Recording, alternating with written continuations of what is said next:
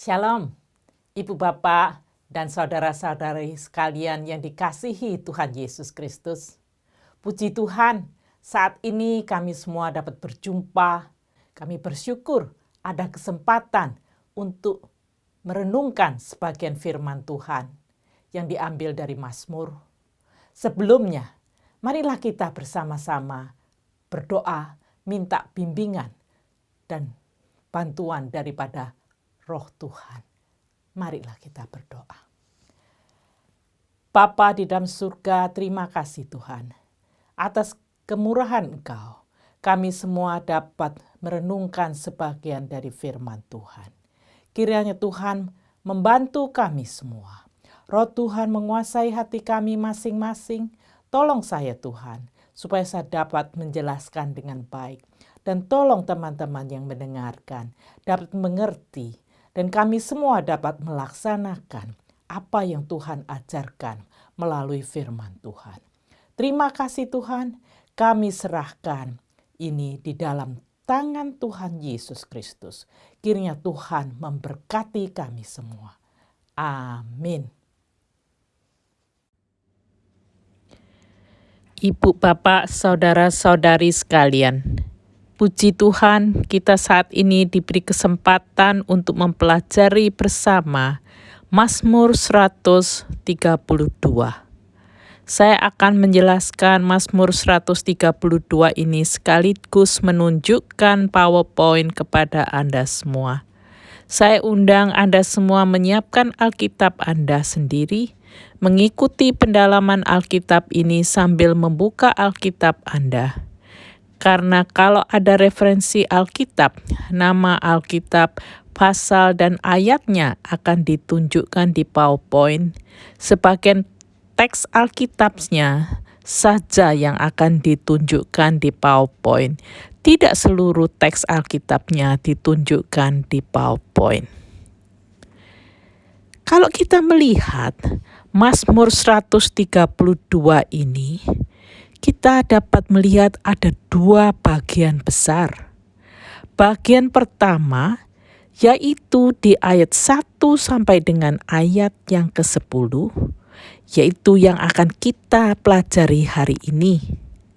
Bagian kedua dari ayat yang ke-11 sampai dengan ayat yang ke-18 akan kita pelajari di minggu depan. Saya mengundang teman-teman dapat mengikuti kedua-duanya sehingga kami semua dapat memperoleh gambaran keseluruhan dari Mazmur 132 ini. Sekarang saya akan membacakan Mazmur 132 ayat 1 sampai dengan ke-10. Terjemahan baru. Mazmur 132 ayat 1 sampai dengan ayat yang ke-10. Daud dan Sion, pilihan Tuhan. Nyanyian ziarah, ingatlah ya Tuhan, kepada Daud dan segala penderitaannya. Bagaimana ia telah bersumpah kepada Tuhan, telah bernazar kepada Yang Maha Kuat dari Yakub. Sesungguhnya aku tidak akan masuk ke dalam kemah kediamanku, tidak akan berbaring di ranjang petiduranku. Sesungguhnya aku tidak akan membiarkan mataku tidur dan membiarkan kelopak mataku terlelap, sampai aku mendapat tempat untuk Tuhan, kediaman untuk Yang Maha Kuat dari Yakub. Memang kita telah mendengar tentang itu di Efratah, telah mendapatkannya di padang Yaar. Mari kita pergi ke kediamannya, sujud menyembah pada tumpuan kakinya. Bangunlah ya Tuhan, dan pergilah ke tempat perhentianmu, engkau serta tabut kekuatanmu. Biarlah iman-imanmu berpakaian kebenaran, dan bersorak-sorai orang-orang yang kau kasihi. Oleh karena Daud hambamu, janganlah engkau menolak orang yang kau urapi. Sampai sekian pembacaan firman Tuhan. Terpujilah nama Tuhan. Kiranya Tuhan memberkati firman-Nya. Amin. Ibu bapak saudara-saudari sekalian, Mazmur 132 ini adalah sangat spesial dan penting karena beberapa hal di bawah ini. Mazmur ini termasuk dalam 2 seri kumpulan Mazmur, yaitu pertama seri Mazmur Ziarah, dilantunkan saat umat Tuhan dalam perjalanan berziarah ke Yerusalem atau pada saat mereka akan tiba di Yerusalem. Mazmur ini menunjukkan alasannya berziarah, yaitu karena Sion atau Yerusalem adalah tempat yang sudah dipilih oleh Tuhan. Demikian juga tempat kerajaan Daud. Sebagai Mazmur Ziarah, Mazmur ini lebih panjang daripada Mazmur Ziarah lainnya. Ini menunjukkan Mazmur 132 ini spesial dan sangat penting. Selain itu, yang kedua, Mazmur ini juga termasuk di dalam seri Mazmur Kerajaan atau Mazmur bagi Raja atau atas nama Raja. Sebagai Mazmur Kerajaan, Mazmur 132 ini ada hubungannya dengan Mazmur 122 dan 127. Marilah kita sekarang melihat kerangka atau garis besar dari Mazmur 132. Kita melihat di bagian 1 itu berhubungan dengan bagian 2. Tadi saya sudah katakan bagian 1 adalah ayat 1 sampai dengan ke-10 dan bagian 2 adalah ayat 11 sampai dengan ayat 18. Di bagian yang pertama yaitu doa Raja Daud mendapatkan responsnya dari Tuhan di bagian 2. Kalau kita melihat ternyata bagian 1 dan bagian kedua itu ada paralelnya. Coba saudara, Anda semua memperhatikan di PowerPoint. Di doa Daud itu adalah sumpah Daud ke Tuhan. Ada sumpah membangun rumah Tuhan di ayat 1 sampai dengan 5. Tentang peti perjanjian dan mohon tempat perhentian Tuhan di ayat 6 sampai dengan 8. Dan tentang doa di ayat 9 sampai dengan ayat 10. Nah sekarang di bagian yang kedua, respons dari doa Daud itu adalah sumpah Tuhan ke Daud. Di ayat 11 sampai dengan 18. Sumpah setia dari Tuhan itu di ayat 11-12 dan tempat perhentian Tuhan di ayat 13 sampai dengan 15, lalu doa di ayat 16 sampai 18. Coba lihat paralelnya, ada kesamaan dan tentang samanya itu apa? Caranya menulisnya. Kalau kita melihat yang lainnya tentang Mazmur 132 ini, kita dapat mengingat kembali apa yang tertulis di 2 Samuel pasal 6 ayat 1 sampai 19, yaitu tentang bagaimana Raja Daud berusaha membawa peti perjanjian atau ada terjemahan mengatakan tabut perjanjian Allah ke Yerusalem. Ini berhubungan dengan Mazmur 132 ayat 1 sampai dengan 10 yang tadi kita sudah baca. Nanti sebentar kita akan melihat hal ini dengan lebih terperinci. Selain itu, Mazmur 132 juga berhubungan dengan 2 Samuel pasal 7. Ini tentang pesan Tuhan lewat Nabi Nathan. Waktu itu Raja Daud akan berkeinginan membangun rumah Tuhan, tetapi melewati Nathan yang saat itu sebetulnya dia menyetujui, tapi Tuhan yang akan membangun rumah itu melewati keturunannya, tidak mengizinkan Daud membangunnya. Ini berhubungan dengan Mazmur 132 ayat 11 sampai 12, 17 dan 18. Selain itu, Mazmur 132 ini jelas menyatakan harapan umat Tuhan yang berhubungan dengan datangnya Mesias. Ini akan kita bahas di bagian yang kedua. Sekarang kita melihat di bagian yang pertama, Mazmur 132 ayat 1 sampai dengan 10 itu sendiri, tentang doa Daud dan sumpah Daud kepada Tuhan. Sumpahnya itu tentang apa? Yaitu tentang membangun rumah Tuhan. Kita melihat di ayat yang pertama disebutkan, ingatlah ya Tuhan kepada Daud dan segala penderitaannya. Kata ingatlah di sini menunjukkan Raja Daud berseru kepada Tuhan untuk mengingat. Seakan-akan Tuhan sudah lupa, tapi Tuhan tidak pernah lupa. Karena apa? Daud ini saat itu mengalami penderitaan. Berbagai penderitaan. Daud yang sudah diurapi Tuhan itu mengalami banyak sekali penderitaan. Kita bisa melihat penderitaan itu bukan penderitaan yang kecil, tetapi yang cukup parah. Penderitaan apakah itu? Yang pertama, tentu saja dalam perjalanan Raja Daud menjadi raja dan duduk di atas tahtanya itu tidak gampang. Dia mengalami banyak tantangan dan penderitaan. Nyawanya bahkan dalam bahaya. Berkali-kali dia ini akan dibunuh. Karena apa?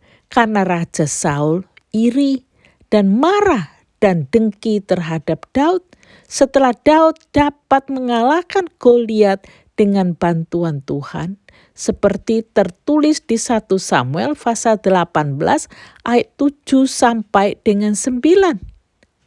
Waktu pulang dari mengalahkan Goliat, perempuan-perempuan itu menari-nari berbalas-balasan, katanya Saul mengalahkan beribu-ribu musuh, tetapi Daud berlaksa-laksa. Ini menyebabkan Raja Saul marah, dan dia sangat marah dengan perkataan itu dalam pikiran hatinya. Loh, nanti lain kali. Sejak itulah Saul mencari kesempatan untuk membunuh Daud di berbagai kesempatan dan di berbagai waktu dan di berbagai tempat. Daud malah harus menyelamatkan hidupnya sendiri dan malah dia harus pergi, dan dia ini pergi ke berbagai tempat tetapi masih dikejar dan hendak dibunuh oleh Raja Saul. Selain itu, Raja Saul setelah dia meninggal, Raja Daud menjadi raja. Tetapi dia masih harus melarikan diri lagi karena anaknya sendiri Absalom mengambil tahtanya dari Daud seperti yang tercatat di 1 Samuel pasal 15 sampai dengan pasal 18. Jadi kehidupannya itu berkeliling lagi karena dikejar-kejar. Penderitaan yang kedua, ini penderitaan lebih tentang kesulitan Raja Daud untuk membawa kembali tabut perjanjian Allah kembali ke kota Daud. Kita dapat melihat di 2 Samuel pasal 6 ayat 1 sampai dengan 19 mengisahkan bagaimana Raja Daud berusaha membawa kembali tabut perjanjian itu. Raja Daud sudah mengumpulkan orang pilihannya sebanyak 30.000 orang. Dan dia pergi ke rumah Abinadab untuk mengambil tabut perjanjian. Dan itu ditaruh di atas kereta, diiringi umat Tuhan, nyanyian dengan berbagai alat musik. Anak Abinadab yang bernama Usa berjalan di samping tabut itu. Tetapi pada waktu satu belokan, lembu-lembu itu tergerincir, tangan Usa memegang tabut perjanjian sehingga langsung Tuhan marah dan Usa meninggal. Di sini tabut perjanjian tidak jadi dibawa kembali ke kota Daud karena Tuhan yang Maha Kudus marah.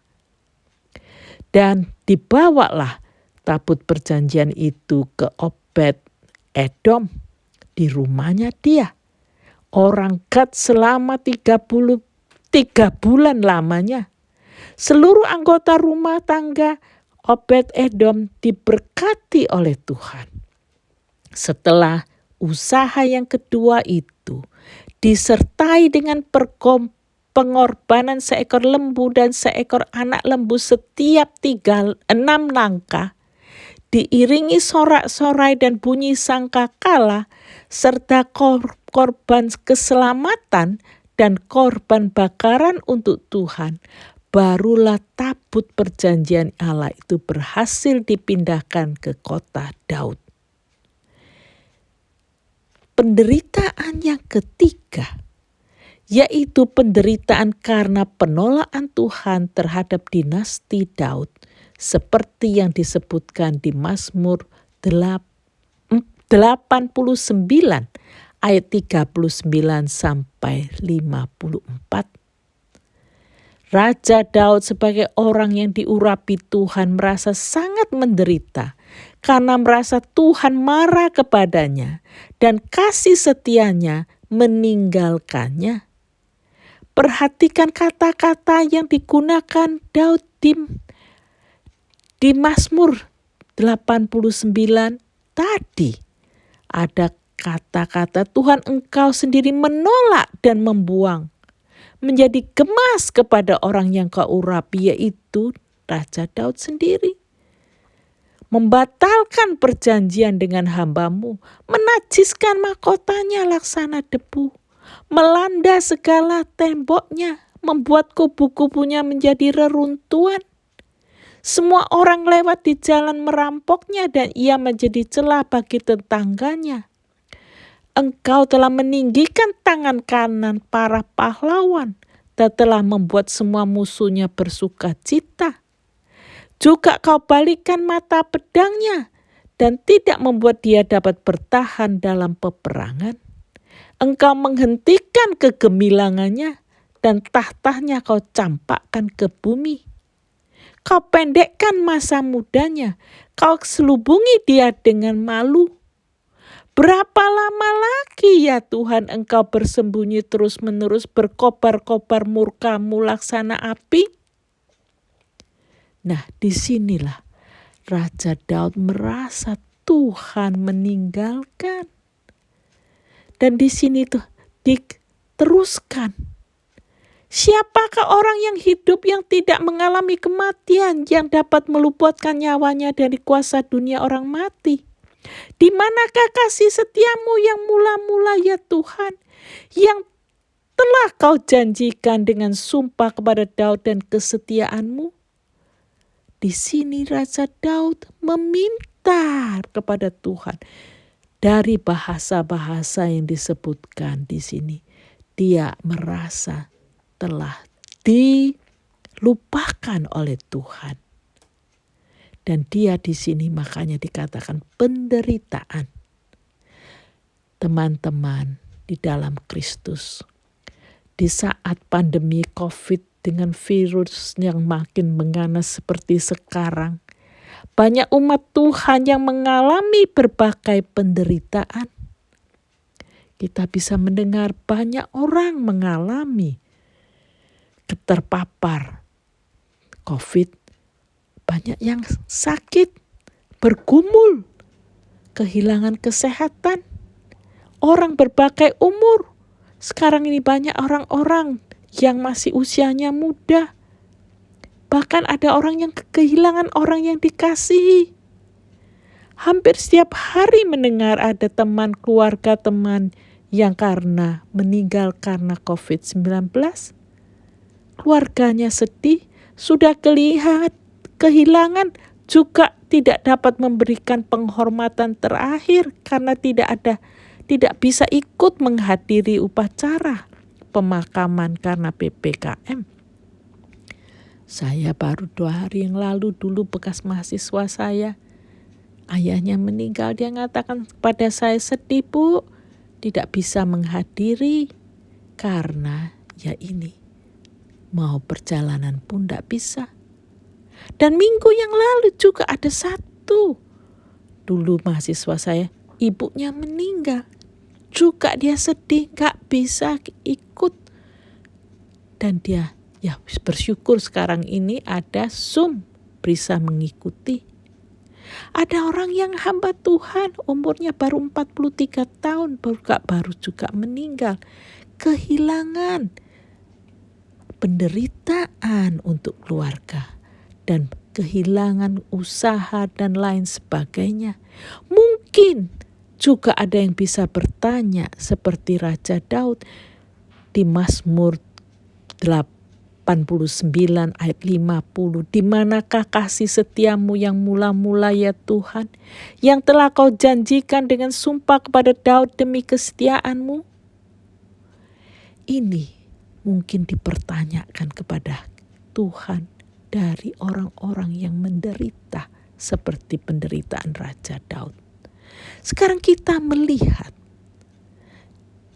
penjelasan lainnya di Mazmur 132 ini. Kita melihat ayat 2 sampai dengan ayat 5. Nanti kita melihat di ayat-ayat selanjutnya tentang pertanyaan daripada Raja Daud ini. Di ayat 2 sampai dengan 5 ini, perhatikan cara Raja Daud menyebut Tuhan. Di ayat 2 dan ayat 5. Dan dia menyebutkan Tuhan sebagai yang Maha Kuat, Allah Yakub. Di ayat 2 dikatakan kepadamu yang Maha Kuat, Allah Yakub. Sebutan untuk Tuhan yang Maha Kuat Allah Yakub ini hanya muncul 5 kali dalam Alkitab. Ada 2 kali di Mazmur 132 ini, yaitu sekali di ayat 2, sekali di ayat 5. Dan terjadi juga di Kejadian pasal 49 ayat 24. Disebut sebagai yang Maha Kuat pelindung Yakub. Di Yesaya ada 2 kali. Ada yang pertama di Yesaya 49 ayat 26. Aku, Tuhan, adalah juru selamatmu dan penebusmu, yang Maha Kuat Allah Yakub. Lalu di Yesaya pasal 60 ayat 16 disebutkan lagi, akulah Tuhan, juru selamatmu dan penebusmu, yang Maha Kuasa Allah Yakub. Nah, ini kalau kita perhatikan di ayat 2 dikatakan bagaimana ia telah bersumpah kepada Tuhan, telah bernasar kepada yang Maha Kuat dari Yakub. Ini kalau di dalam terjemahan Bimka lebih jelas disebutkan, jangan lupa akan sembahnya kepadamu Tuhan, akan kaul kepadamu yang Maha Kuat Allah Yakub. Jadi sebutan Allah Yakub itu juga disebutkan seperti yang tadi saya katakan. Di ayat 5 di sini disebutkan, sampai aku mendapat tempat untuk Tuhan, kediaman yang Maha Kuat dari Yakub. Atau sebelum menyediakan rumah bagi Allah Yakub, tempat kediaman bagi Tuhan yang Maha Kuat. Di sini Raja Daud menyebut Tuhan sebagai yang Maha Kuat Allah Yakub sewaktu ada hubungannya dengan keinginannya untuk membangun rumah Tuhan. Mungkin saja saat itu Raja Daud teringat akan nasar Yakub yang disebutkan di Kejadian pasal 28 ayat 20 sampai dengan 22. Kalau kita lihat saat itu sebelumnya apa yang terjadi? Yakub berangkat dari Berseba ke Haran. Karena apa? Dia harus menghindari untuk dikejar-kejar oleh Esau, mau dibunuh. Lalu dia waktu di perjalanan dia tidur. Dan dia tidur bermimpi. Di situ itu ada batu, di sana dia bermimpi. Di situ adalah ada tangga naik turun. Melihat malaikat Allah naik turun. Dan di situ Tuhan di sampingnya dan berfirman, "Akulah Tuhan Allah Abraham nenekmu, Allah Ishak. Tanah tempat engkau berbaring ini akan kuberikan kepadamu dan kepada keturunanmu. Keturunannya akan diberkati," katanya, "banyak seperti debu tanah." Nah, di sini saat itulah waktu terbangun Yakub, dia mengatakan kalau dia itu lain kali bisa kembali dengan selamat dan kembali ke tempat itu dengan selamat. Dia di situ ada batu. Dia lalu bernadzar, "Jika Allah akan menyertai dan akan melindungi aku di jalan yang kutempuh ini, memberikan kepadaku roti untuk dimakan dan pakaian untuk dipakai, sehingga aku selamat kembali ke rumah ayahku, maka Tuhan akan menjadi Allahku, dan batu yang kudirikan sebagai tugu ini akan menjadi rumah Allah.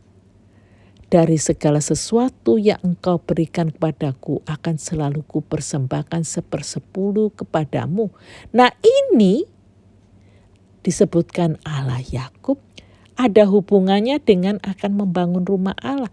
Inilah yang juga dikatakan oleh Raja Daud di Mazmur 132 ayat 2. Raja Daud mengingatkan Tuhan tentang sumpahnya kepada Allah Yakub untuk membangun rumah Tuhan. Dan dia mengatakan, dia bersumpah tidak mau masuk ke tempat kediamannya, tidak akan berbaring di ranjang petidurannya. "Sesungguhnya aku tidak akan membiarkan mataku tidur atau membiarkan kelopak mataku terlelap. Kalau," katanya, "sebelum bisa membangun rumah Tuhan itu." Nah, hal itu berhubungan dengan 2 Samuel pasal 7 ayat 1 dengan 2. Waktu itu raja sudah menetap di rumahnya dan Tuhan telah mengaruniakan keamanan kepadanya terhadap semua musuhnya di sekelilingnya. Berkatalah raja pada Nabi Natan, "Lihatlah aku ini diam di dalam rumah dari kayu aras, padahal tabut Allah diam di bawah tenda." Nabi Natan mengatakan kepada dia, diberkatilah raja untuk membangun rumah Tuhan. Tetapi malam itu Tuhan dengan kedaulatannya berbicara kepada Natan, menolak niat Raja Daud untuk membangun rumah Tuhan. Tetapi Tuhan menentukan keturunannya lah yang akan membangun rumah Tuhan. Raja Daud menaati Tuhan, bahkan mendukungnya dengan mempersiapkan berbagai bahan bangunan untuk membangun rumah Tuhan itu. Sekarang kita melihat di bagian kedua daripada Mazmur pasal 132 ayat 1 sampai dengan 10 ini. Bagian keduanya ini kita melihat di ayat 6 sampai dengan 8 tentang peti perjanjian dan mohon tentang tempat perhentian. Dikatakan di ayat 6, memang kita telah mendengar tentang itu di Efratah, telah mendapatkannya di padang Yaar. Nah, kalau dilihat di terjemahan Bimka, di Bethlehem kita mendengar tentang peti perjanjian, lalu menemukannya di padang Yaar. Marilah kita pergi ke kediamannya, sujud menyembah pada tumpuan kakinya. Atau kalau Bimka, marilah kita pergi ke tempat kediaman Tuhan dan menyembah Dia di depan tahtanya. Raja Daud di sini kembali membahas tentang peti perjanjian. Efratah itu kalau di Bimka diterjemahkan sebagai Bethlehem, yaitu rumah dari Raja Daud. Tempatnya dia berada di sana. Padang Yaar kemungkinan besar ada hubungannya dengan Kiryat Yearim, tempat peti perjanjian itu. Seperti disebutkan di 1 Samuel pasal 6 ayat 19 sampai dengan pasal 7 ayat 2. Untuk mengerti ini, kita perlu mengerti lebih banyak tentang sejarah daripada peti perjanjian Allah.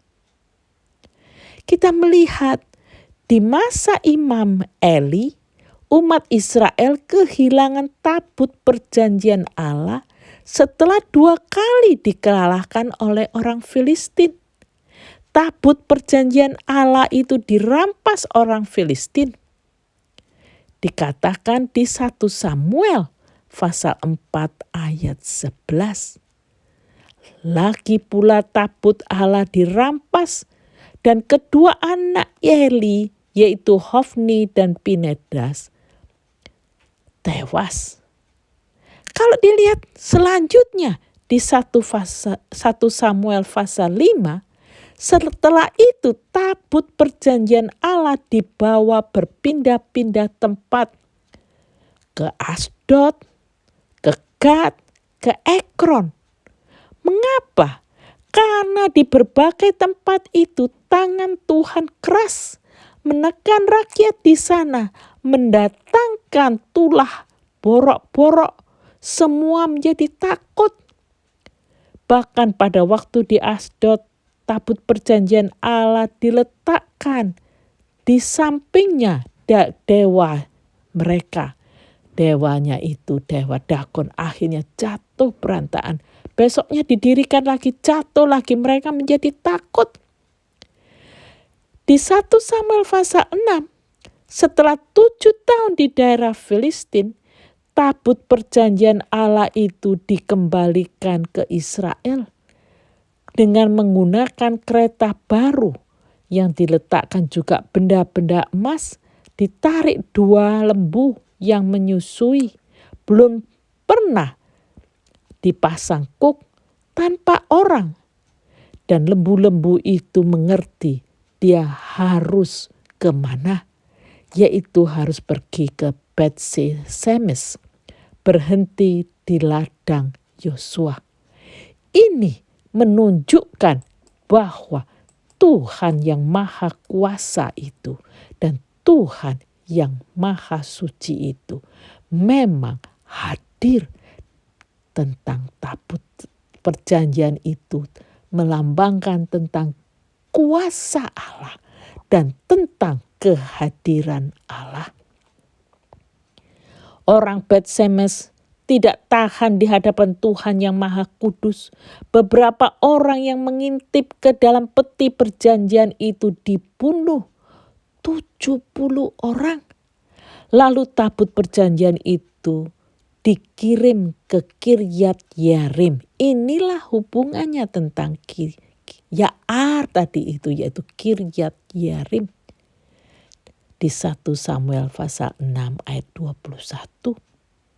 Kalau kita melihat di 1 Samuel pasal 7, tabut perjanjian Allah itu tinggal di rumah Abinadab selama 20 tahun. Dan Abinadab menyuruh anaknya Eliezer putranya untuk yang telah dikuduskan untuk menjaga tabut perjanjian itu.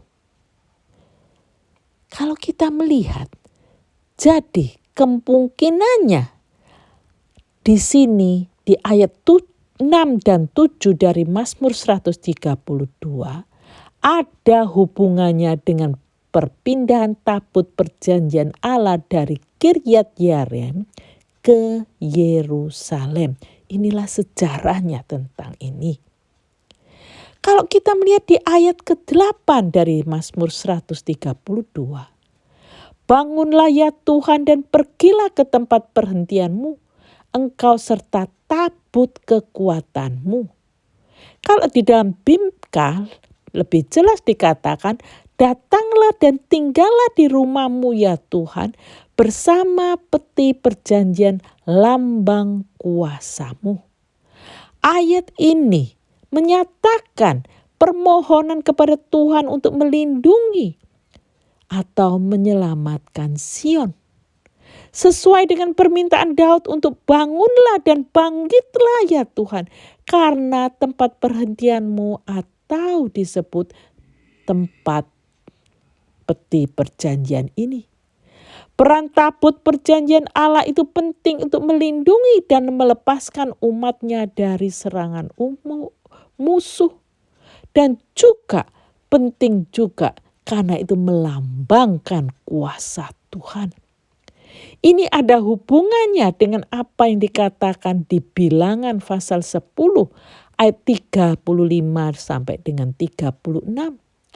Apabila tabut itu berangkat, berkatalah Musa, bangkitlah Tuhan supaya musuh-musuhmu bergerak dan orang-orang yang membenci engkau melarikan diri dari hadapanmu.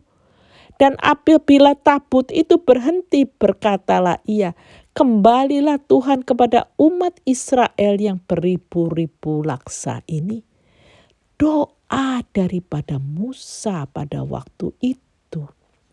Kalau mau berangkat, maka Tuhan dimohon supaya mau juga bangkit. Supaya menyertai dan juga supaya bisa menyingkirkan musuh-musuh itu. Dan kalau sudah berhenti, diminta Tuhan kembali untuk melindungi umatnya yang berlaksa-laksa. Sekarang kita melihat di ayat 9 sampai dengan ayat ke-10 tentang doa. Di sini dikatakan di ayat 9, biarlah imam-imammu yang berpakaian kebenaran dan bersorak-sorai orang-orang yang kau kasihi. Oleh karena Daud hambamu, janganlah engkau menolak orang yang kau urapi. Atau dalam Bimka dikatakan, demi Daud hambamu, janganlah menolak raja pilihanmu. Ayat-ayat ini berhubungan dengan 2 Tawari pasal 6 ayat 41 sampai dengan 42. Sewaktu Raja Salomo berdoa mendedikasikan rumah Tuhan atau bait Allah yang telah selesai dibangun. Dikatakan, dan sekarang bangunlah ya Tuhan Allah, pergilah ke tempat perhentianmu, engkau serta tabut kekuatanmu. Kiranya ya Tuhan Allah, imam-imammu berpakaian keselamatan dan orang-orang yang kau kasihi bersuka cita karena kebaikanmu. Ya Tuhan Allah, janganlah engkau menolak orang yang telah kau urapi. Ingatlah akan segala kasih setiamu kepada Daud hambamu itu. Jadi perhatikan, ada hubungannya dengan tadi doa di 132 ayat 9 dan 10. Di sini Raja Daud memohon perlindungan Tuhan dan memohon diselamatkan. Jadi kalau kita melihat ayat 1 dan ayat 10 itu merupakan doa. Kalau kita melihat, jadi ada dimulai dan diakhiri dengan doa. Apa yang dapat kita pelajari dari Mazmur 132 ayat 1 sampai dengan ke-10 ini? Kita telah melihat dan mempelajari kerangka ini, doa Daud dari sumpah Daud ke Tuhan di 10 ayat tadi. Kita telah melihat sumpah membangun rumah Tuhan ayat 1 sampai dengan 5 dan peti perjanjian dan mohon tempat perhentian Tuhan di ayat 6 dan 8 dan doa yang tadi di ayat 9 dan 10. Dari sini kita melihat di Mazmur 132 kita belajar umat Tuhan saat itu melakukan perjalanan ke Yerusalem. Disebutkan mereka ini adalah Mazmur Ziarah, di mana tabut perjanjian Allah juga sudah ada di Yerusalem. Penderitaan merupakan bagian dari kehidupan manusia di dunia yang penuh dosa ini. Tidak apa-apa kalau kita menderita ini, berseru dan menyatakan kepada Tuhan apa adanya. Dan Tuhan mau mendengar. Dengan cara Tuhan sendiri, Tuhan dapat melepaskan kita dari kejaran-kejaran dan jeratan musuh. Kehendak Tuhan tidak sama dengan kehendak manusia. Maksud baik pun dari kita dengan kedaulatannya dapat mengatakan tidak untuk keinginan kita sendiri kita dapat melakukan apa yang kita mau. Kehendak Tuhan bisa lain, seperti keinginan Raja Daud membangun rumah Tuhan ditolak oleh Tuhan. Tabut perjanjian Allah, lambang kehadiran Allah yang Maha Kudus dan Maha Kuasa, haruslah dihormati. Karena tabut perjanjian Allah itu melambangkan juga kuasa Allah. Ada tulah kalau dia tidak dihormati. Ada berkat kalau dihargai dan diikuti cara penanganannya juga. Setelah tabut perjanjian Allah dirampas orang Filistin dan berkeliling di daerah Filistin 7 tahun dan di rumah Abinadab 20 tahun, rumah Obed Edom selama 3 bulan. Akhirnya Raja Daud membawa kembali tabut perjanjian Tuhan ke Yerusalem. Tuhan Allah hadir bersama kita, memberikan kita rasa aman dan memberikan kita kelepasan sesuai dengan kehendak-Nya. Karena apa? Karena kasih setia Tuhan itu tidak pernah meninggalkan umat-Nya. Meskipun rasanya kadang-kadang kok rasanya Tuhan diam. Tetapi sebenarnya Tuhan itu Tuhan yang hidup. Dan Tuhan itu tetap setia. Dan Tuhan tetap aktif. Menyertai dan melindungi dan menguatkan umat-Nya. Yaitu kita semua. Bapak, Ibu, Saudara-saudari sekalian. Ingatlah. Tuhan itu kasih setianya tidak meninggalkan kita. Dalam keadaan apapun juga, termasuk dalam keadaan yang sulit seperti sekarang ini. Bapak, Ibu, Saudara-saudari sekalian, sampai sekian pembahasan tentang Mazmur 132 ayat 1 sampai dengan ke-10. Minggu depan saya undang Bapak, Ibu, Saudara-saudara sekalian untuk ikut lagi. Kita akan melihat pembahasan di bagian yang kedua dari Mazmur 132 tentang respon doa Daud, tentang sumpah Tuhan kepada Daud, tentang sumpah setia dari Tuhan, dan tentang tempat perhentian Tuhan dan doanya. Kiranya Tuhan Yesus yang setia memberkati Bapak, Ibu, dan saudara-saudari sekalian. Tetaplah berharap dan jangan putus asa.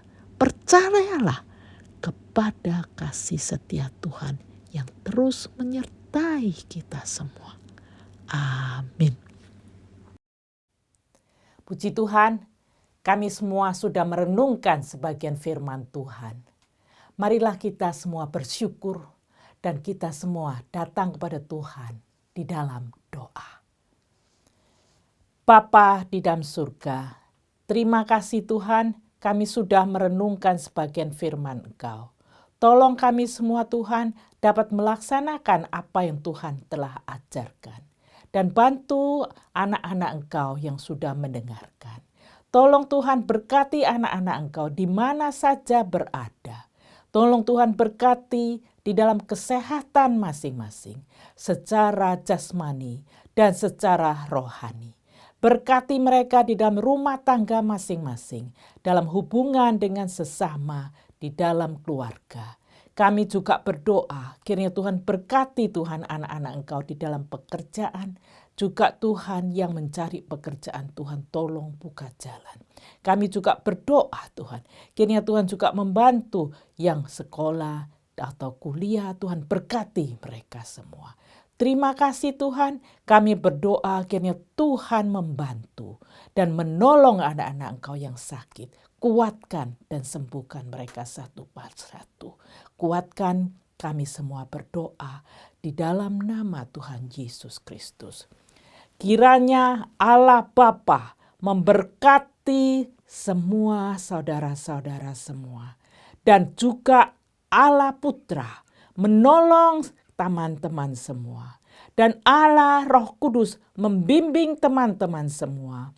Dari saat ini sampai Tuhan Yesus datang kembali. Amin.